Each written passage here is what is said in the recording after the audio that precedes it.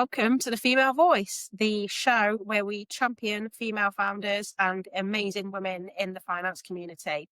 This week, I'm delighted to have Lucile with me from Bibby's. Lucile is the Chief Strategic Development Officer at Bibby's. Whilst we've had Molly on from Bibby's in the past to talk about invoice finance facilities and how that works for businesses, Lucile's role is entirely different. She's all about championing women, data, why having women on board is so important, and diversity and inclusion in the workplace. So welcome, Lucile. Thank you so much for joining me. Thank you very much for having me. It's brilliant to see you again. Obviously, we've had lots of chats in the past, face to face and on Teams, about the roles that women have in the workplace and why diversity and inclusion is so important. So, if I'd like to ask you to just do a little intro about yourself and why you love doing the work that you do.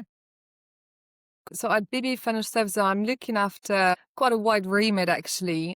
I'm looking after strategy and innovation, marketing and communications, and some strategic initiatives such as our data strategy, customer strategy, etc. And the theme of kind of gender and overall equity is really important to me, and it's something that shows up in many different sides of what I do. So whether it be identifying opportunities in the market and where are the entrepreneurs that we want to be, helping and supporting and providing funding to tomorrow, but also internally, how we organized, are we giving equal opportunities to everyone? Are we, an employer of choice for all communities and all parts of the workforce is out there. So there's various different themes there. And obviously, last but not least, but the marketing element, once we've identified opportunities, how do we make sure, they know that we're open for business? And obviously women entrepreneurs is a very big, large aspect of that.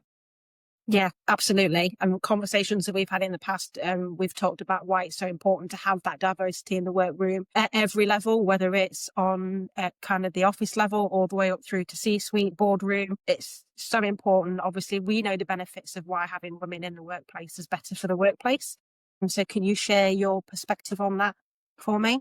Yes, I mean, so it's such a broad topic, and obviously I'm passionate about this personally. Yeah.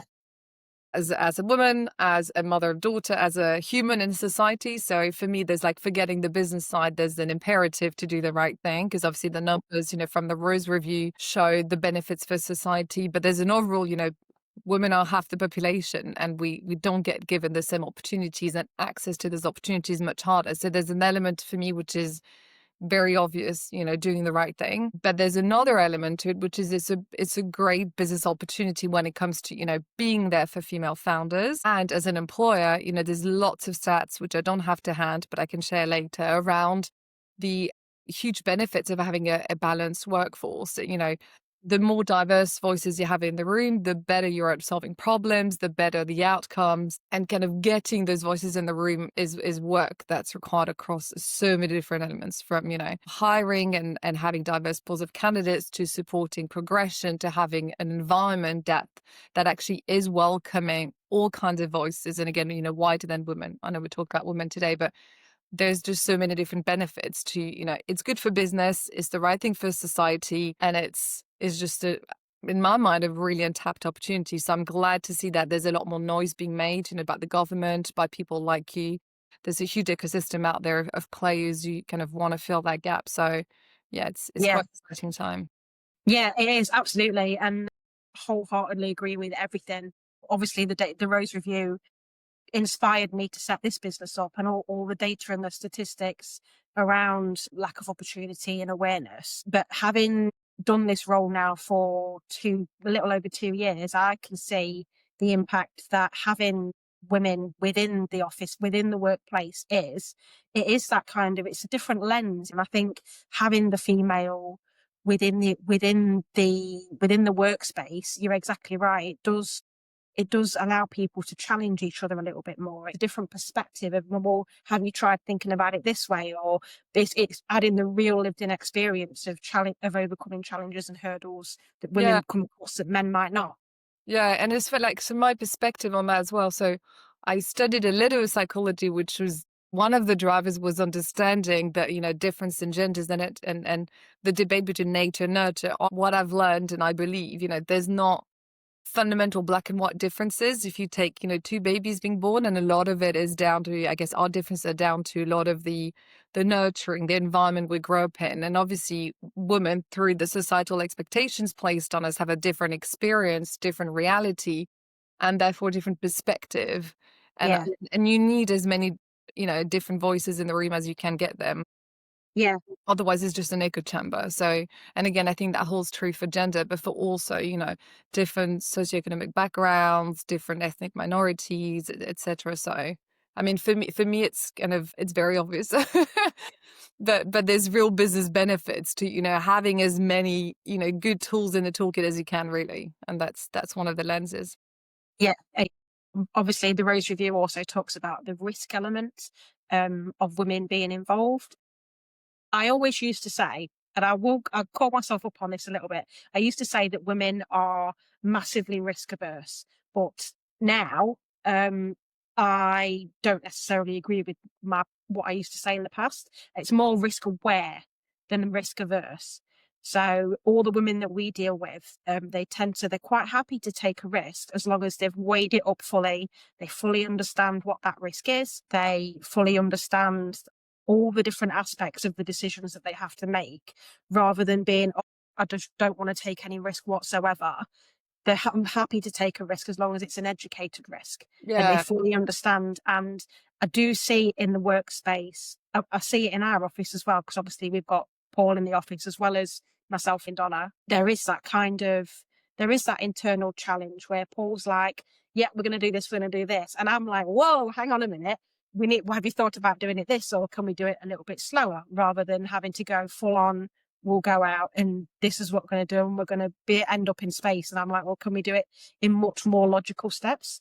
And I think that's a real reflection of the male and female, regardless of whether we're husband and wife or not. The real male and female challenge within a workspace is there is that kind of difference of not ability, but difference of opinion sometimes, or different ways of trying to get to the same place, but in a different way. Does that make Yeah. sense? Yeah, absolutely. It's an interesting fact because we did a bit of work, obviously. So at Bibi, we've been looking at how do we close the gender funding gap, coming from the same perspective as you, seeing it very Yeah, much as it is the right thing to do, but it's a huge business opportunity. They are so vastly underfunded.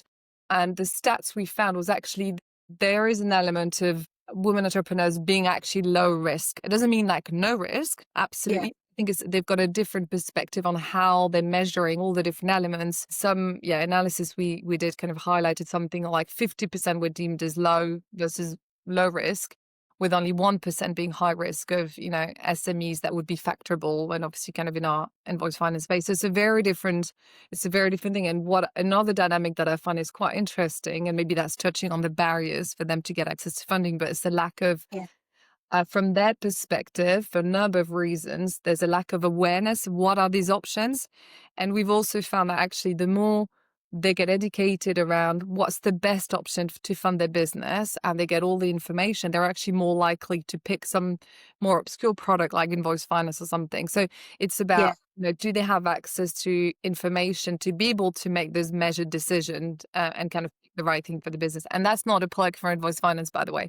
But obviously, I've been looking at it from like, what's the obstacle for women getting funding? But yeah. yeah. No, you are exactly right. No end of times I'll go out to a business and what they actually need is a revolving credit facility of some kind, whether it's invoice finance or trade finance, if they're importing or exporting.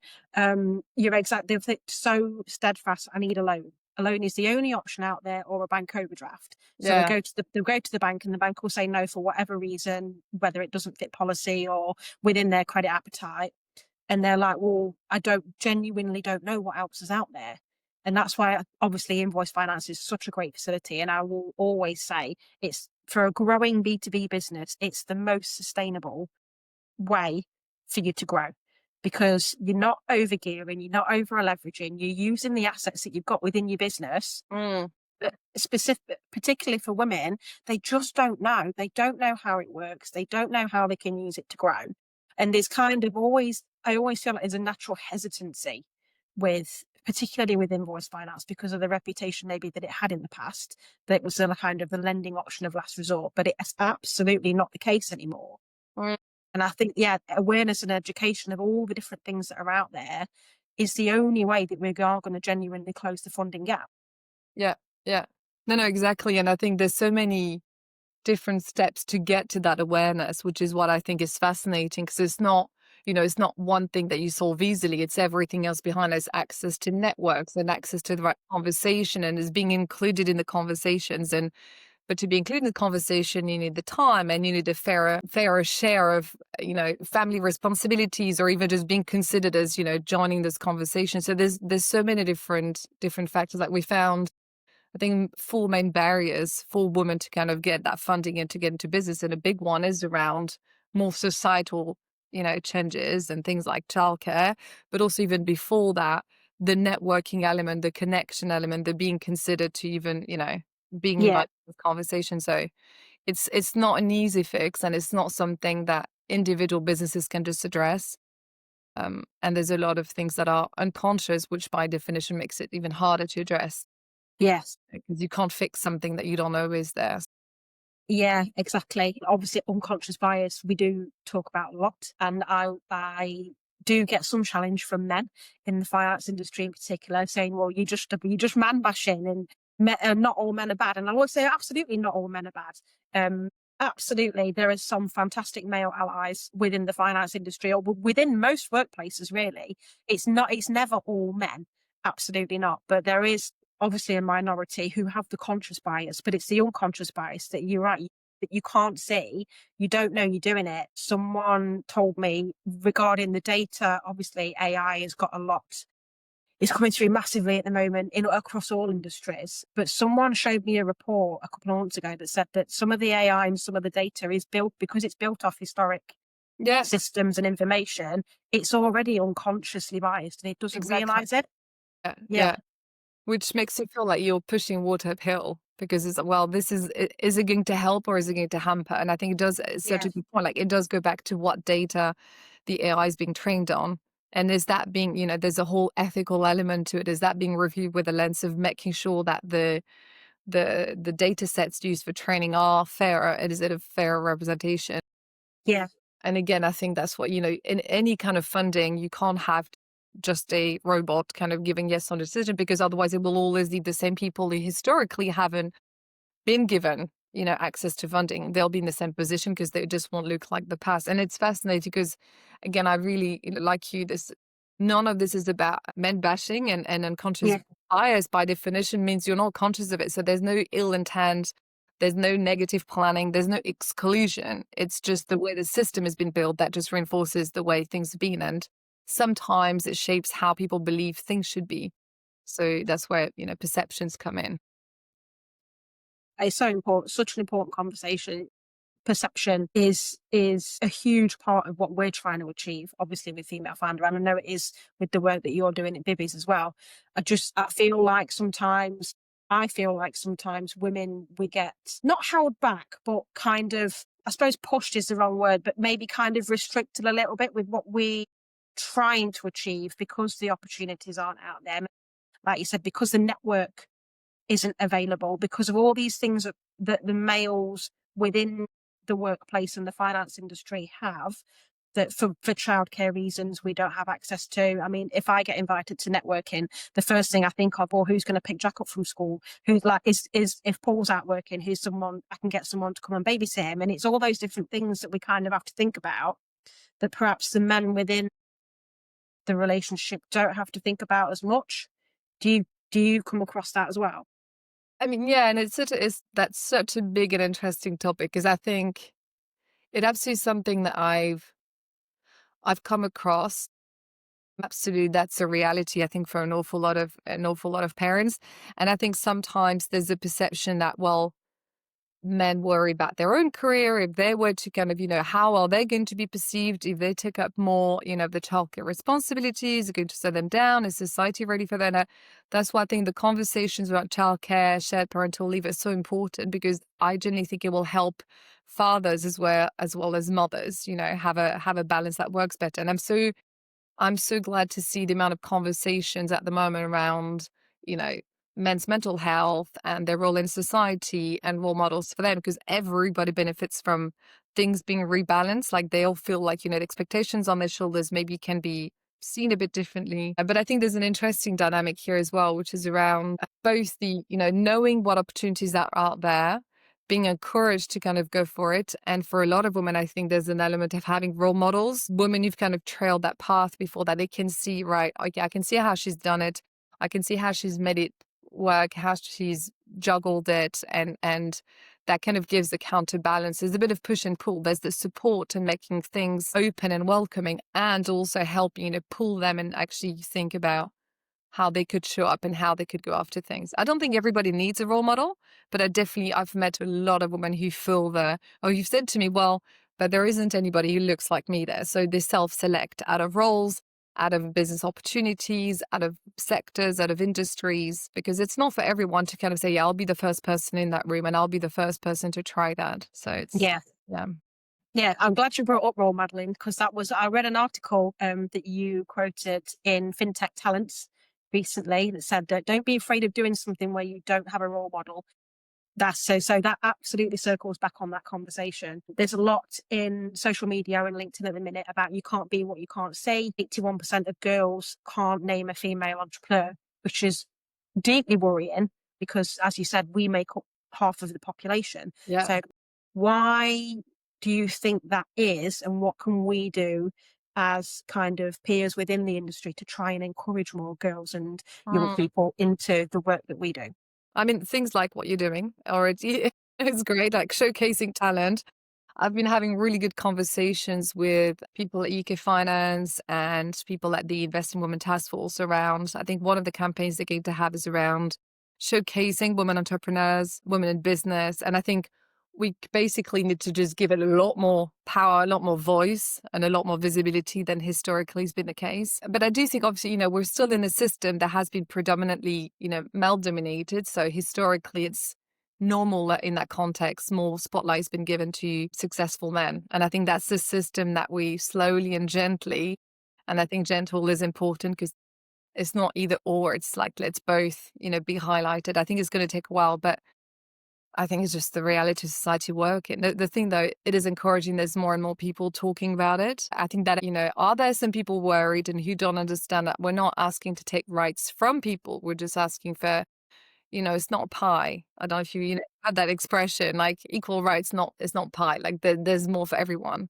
Yeah, exactly. I don't know. Yeah, There's so many different elements about it. there is. There is. I posted on LinkedIn a few weeks ago. I went to a commercial finance conference and with my Future is Equal t-shirt on, and it was a fantastic day. But the comments that came up after that photograph were awful. And they were like, well, why doesn't she go on about equality in mining? Why is it only this? And I'm like, You can't there's win. no need. You Yeah. don't understand. And it's exactly that. Why are you saying that women deserve it? I'm not saying women deserve 100% of anything. It's equality. Equal means the same for everybody. It's not about giving everything away and taking from the other. It is entirely about making sure everything is equal, because we are 50% of the population. So why don't we have 50% of the access, 50% of the same service, 50% of the same opportunities, 50% of the same education? It is systemic. I genuinely believe it is. And I do think maybe something more could be done at a much younger, trying to educate children in schools. I know Kimberly Ludon, she started up her business called We Can Be, and that's entirely about trying to get girls at school age to understand the world of business and to not be afraid to stand up and speak for themselves, and to increase their awareness and education of all these things once you've left school about financial education. And if you want to go and start a business, you can. And these are the ways you can go and do it. And I think that's so important, Yeah. particularly with young people at the moment. If they don't want it, if they can't do it, fine. But do you have access to the same opportunities? Do you know the opportunities out there? Is the door open for you to even try? You absolutely need to pick the right person for the job. So I'm not an advocate for, positive discrimination, to be very clear. And I keep explaining what we're saying in the case of funding businesses. We're not going to turn away men businesses. This is just a whole new pocket of businesses. And I think it's interesting because if you replace female founder with, like, let's say business and recruitment, and I say, hey, there's a huge opportunity, let's go for it, then we would not have the same resistance to it. Because Yeah. people are like, oh my God, yeah, exciting. They're not going to think, well, are you going to take away funding? from the construction business. That, they see the opportunity differently. So I think it's just they get a bit of education needed for all genders on actually what are we trying to achieve here? And it's literally just widening the pie. It's not taking from someone to give to the other. Yeah. Because there's plenty of funders out there whose doors are open and they want to help. So it's a good opportunity, really. Yeah, exactly. There are plenty of funders. I mean, there is billions out there for lenders to lend to businesses, regardless of gender, sector, industry, ethnic background. So it is never about giving from one Yeah. to give to another. It's never about that at all. It is always about inclusivity for everybody. One of the points that you've just mentioned about whether it's sector based, so people get hesitant about whether you can only borrow for a certain sector or a certain industry. That's absolutely not the case. We always advocate. So there's absolutely no reason why women can't be successful in any industry, whether it's recruitment. I think construction-led businesses that are female-owned are statistically more successful than male-owned businesses because the risk of default is so much lower. They return higher revenues than male-led businesses, and that's across the majority of sectors that we've researched. I know that you've got some really interesting data at BFS that Yeah. you've conducted as well. Yeah, and it's interesting. Construction is an interesting one because it's such a small. There's a lot less women in construction, but I've seen similar things, and I've seen some vocal women in that sector trying to shed the light on actually the potential there. So again, I think it's down to visibility and giving everybody a fair shot. But I think if you're a woman, are you going to go in construction? That's the first question. Do you see yourself in that world? Do you understand it? Do you even have a point of entry to see Yeah. yourself in that world? I think is the question. Yeah. So then that plays back to the education and awareness much younger. Yeah, yeah, And it will gradually obviously follow through the yeah. generations. Yeah, no, exactly. And I think it's an interesting point as well. I remember I don't think that was the Rose Review because when you read so many reports and I'm losing track of where the data came from, which is Yeah. that's really bad. But there was something about returns, like the return for women businesses proportionally were higher and greater. Maybe back to the first point of that conversation, there's a different lens, there's a different kind of more considered risk taking. Yeah. But there's lots of stats. Was it the Invest in Women Code? They've got they do lots of data on the pound for pound analysis. So pounds Yes. lent to male and female businesses and what the return is on that split basis. They've got some interesting data on. Yeah. But like you said, there is so many reports now that are Yeah, out which there is that are good. So now we available. need to take action. I think that's the thing Yes. now. But it's interesting. I've spoken about this. I know, like you do as well. Whenever I get a chance, and the thing that is encouraging is that the first few times I did talk about that, the room was literally just women, and it just made me laugh because, we all know what the problem is, and we all know what the opportunity is. We need a wider audience. We need a more diverse, set of voices in the room, and I can see that shifting now. But it's still a topic that is shunned because I think people fail to see the business opportunity that it is. Again, the £250 billion added to the UK economy, Yeah. starting It's point for a lot of that work. huge. Yeah. So, whether or not you care on a human level, it's a business opportunity, as you know. And that's why obviously discussions like this and using the platforms that we both have to try and raise awareness that the money is out there available. You can scale, you can grow. That 250 billion, there's absolutely no reason why it can't become a real Mm. pot of money that's gone back into the UK economy.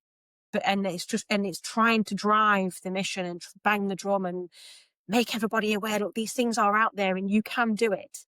You Yeah. just need to know where to go to get the help. And I think on the getting help point, an interesting thing is also like what we've observed from talking to women SMEs and doing some research is that there's a need for funding, but there's also a need for education around, just running a business every day, the financial literacy of it, and how do you Yeah. manage a team, and when do you hire, and how do you do marketing, and how do you navigate the whole taxes. I think the government has a few good initiatives there. They've got, I think, an investment put for digital skills and that kind of thing. But again, what I've observed is that these things are not easy to access. So they're not super visible. So there's a lot of help out there on how to run a business, but it's knowing that it's even there. Yeah. So I think that's something that we try and push as well. Well, how do we help SMEs and not just women, like that's a conversation I certainly want to be having, like helping them run the business, widen the funding. Funding is one element of actually having a stable business, because you need to be doing, overall planning. Again, what's your go-to-market strategy, all of those different elements. And Yeah. the question of, managing the cash flow, managing the people questions, etc. Like suppliers negotiation. So all of these elements, funding is one part of, but I think they need each other. Yeah, exactly. I do see that a lot, particularly with the startup businesses Yeah, that we work with. So they know they know what they want to do. They know how the business will work and what they want to achieve and where they want to get to. But it's the foundations, it's the stepping stones yeah, of trying to get to that point. So they'll go. I've got my business plan or pitch deck, and they'll go to the bank. They say, "Is there anything I can have to help me on this journey?" The bank will say, well, you need to do your 13-week rolling cash flow, or you need to map out like a 5-year forecast. And they'll be like, well, that's a lot of work. And I only asked you one question, and now you sent me back with a list of 50 things to do. And yeah, it's off-putting, because it's kind of, there's a whole world of work out there that you perhaps hadn't planned that you would have to go and do in order to try and get your first product off the line. Or it's the SEO with building a website. It's all these different things that we know we want to have the business and where we want to get it to. But like you say, it's the support of where do we go to get the help? yeah. And then whilst they're doing all this, they're also trying to get the business off the ground. They're also managing the school runs. They're also doing everything else that we know that women have going on in the background. And it's a big barrier to entry. Yeah, it's interesting. It's like it's a different skill set as well. What we've seen certainly for our customers, there's the having a brilliant product that solves, very clear pain points for our customers. Knowing how to do that is very different from knowing how to run the business to enable the delivery of that product in the first place. And it's Yeah, something I think it's not dark art, but it certainly is a whole different skill set that needs to be developed. And again, access to network helps, because I think when yeah, you're well connected to people who at the fingertips know how to help you or connect you with someone else. It just accelerates all of that work. And I know obviously you've been setting up, so like networking with other female founders, right? And I'm sure that's helping them know who to tap to. Because a lot of it's just that. It's like, what's the quick question? And how did you do that? And did you have to do that? Or was that not important? Because I think like when you start a business, it probably you could have endless to-do list of things to do to just even get it off the ground. And the science is probably knowing like, okay, what do you have to do versus what's a nice to have? And how do you focus on the things that will make a difference versus, okay, well, you can fix that later. yeah, yeah. I mean, yeah, the networking that we've done here locally in the East Midlands, it has, for exactly that reason. It really does work. Yeah. It's always collaboration over competition is a massive thing for me. Love I that. get challenged on, why do I get on so well with other women in the finance industry? A, because the majority of them are Muslim and where they're all smashing at what they do. You don't need to go out and sabotage each other, Yeah, yeah, because you can work together. There's enough businesses in the UK that need funding, that you mhm, don't all have to scrabble around after the same ones. If yeah, you're brilliant at what you do in your sector, in your area, then you carry on. That's fantastic. Yeah, and obviously within Bibby's are an invoice finance provider. I've never come across any other invoice finance provider that would say, oh, have anything bad to say about anybody else, because that's just not how we work. yeah, yeah. No, exactly. And there's such a long-term game as well there, because I think, Yeah, business is a relationship. And if you're helping your client even to just get to another provider, they'll remember that. They'll remember how you help them to, make the right decision for their business at the right time. And that will, I believe in a way like business karma, that will come back, whether it is through, upholding your good reputation or them referring you to someone else. They might not use you now, but in the future, they might come back. I mean, there's so many different, yeah. And it's a very big pool of business out there. Again, you're looking at the data. We've done an exercise looking at our books, and also, I mean, that is the hard thing to do. It's hard to pinpoint in our book, and I know that's the same across the financial services industry. How many female founders and how many women SMEs do we actually have on our book? yeah, So the whole data collection exercise, that's difficult to do. But certainly, there's a lot of opportunity out there that's worth going after. yeah. I think at the minute around about 20% of UK businesses are female owned. So you would like to think that 20% of every lender's book is female. I'm guessing it's not, because women don't borrow in the same way that men do. So they'll try and bootstrap, they'll try and use friends and family money rather than going to the lenders in the UK, which is where I think things like the Investing Women Code and the task force will struggle with the data because and they're not out there in the same way. So Yeah. trying to report on things that you don't really know are out there is going to be a challenge. And I think Yeah. that only widens the documented funding gap even further.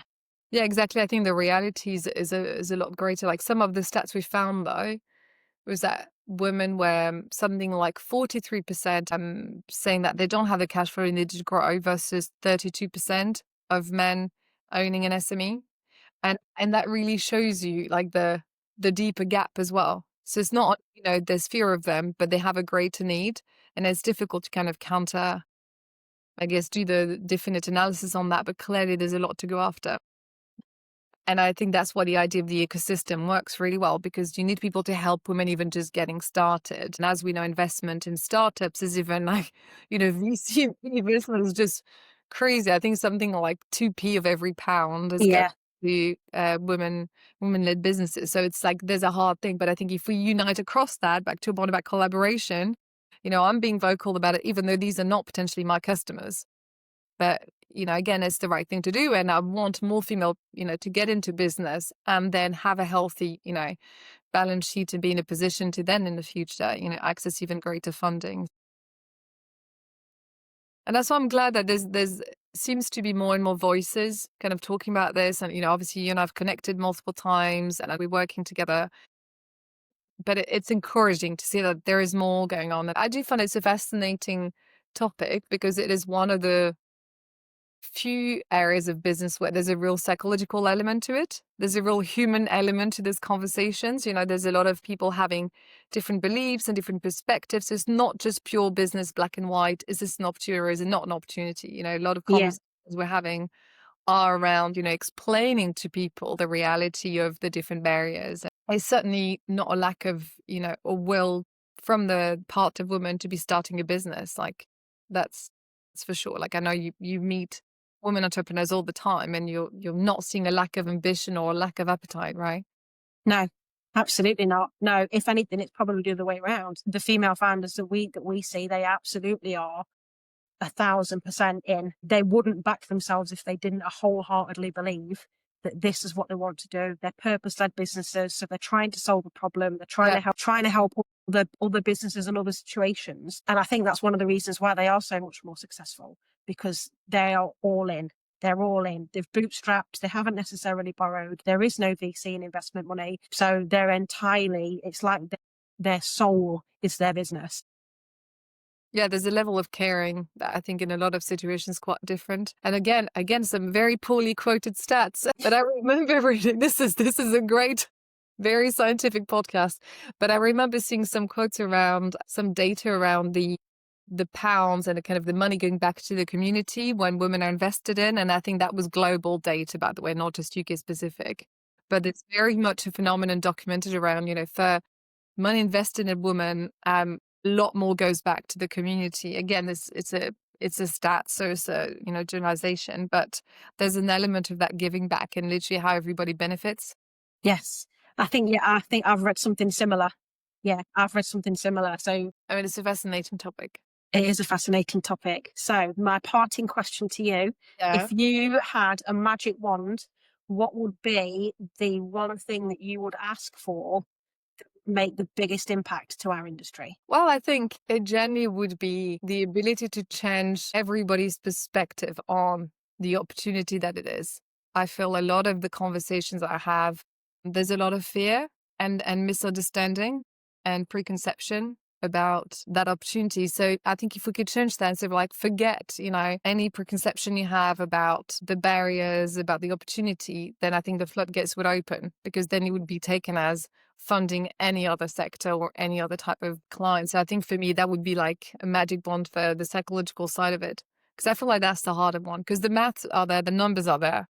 Yes. So it's just the right, let's be excited about going there. Perfect. Brilliant. Thank you so much for joining me this morning. It was Pleasure. really great to have you. I love our conversations. Me too, Roxanne. It was good fun. It was Yeah, great sorry fun. for all of the random stats. No, it's fine. It's fine. You're right, exactly. There's so many different reports out there now. Yeah, There yeah, really are, which is fantastic in its own right. But yeah, it's trying to remember who quoted what, where, and when, isn't yeah. it? Yeah, But I think it also, speaks to the fact that this is, again, very black and white. It's a huge opportunity. There are so many businesses out there who want to get funded, and we can, go back and forth on the scale and the size and all of that. But that's the reality. There's something to be going after there. yeah. Maybe that's just an illustration of that. We're not lacking in data. No, So yeah. no, not lacking in data, but lacking in funding.